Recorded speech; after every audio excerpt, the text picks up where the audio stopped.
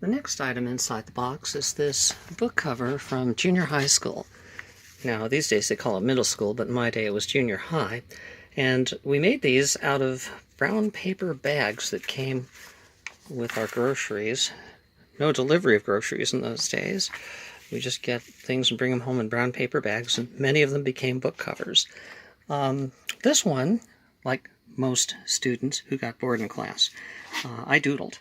And as you can see, there are 3 panels here on this particular doodle, and they all pertain to things from the 1800s, say from the Civil War to the end of the 19th century, an area that I was really interested in. I'd invented this fictional character. Here you can see his name, Donovan, okay? And this is the Donovan's Weapons Company, and this is the DM Hillman Trading Company. And these, I didn't really have a last name for them. I just kept trying things out. But this one is the best drawn. And then I even got bored not only with the class, but I got bored with the drawings. This one's a little less sophisticated, and the one at the bottom is kind of just a sketch, almost stick figures, more of a concept piece.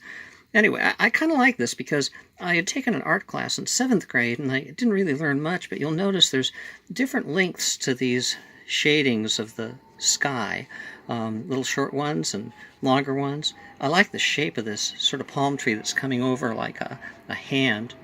Side view of the ship with some windows, front view, a couple of fish going in opposite directions for balance, and the sun with some large and small items.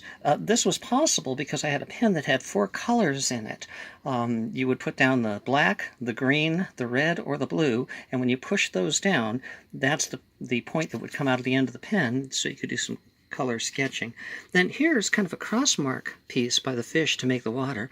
I like that too, and I also enjoy the rounded edges as if the sea comes to an end, because it really is just a logo for the trading company. Now over here we're getting more into an interesting area.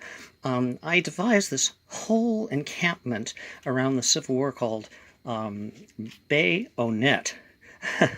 And Bayonet Island on it had all kinds of armaments. This is the Donovan's Weapon Company, and here you see a tree that's got no leaves, destroyed by war, and a blazing sun with nice curved things, kind of like the palm tree up there, and in the back, silhouetted against it, an airship.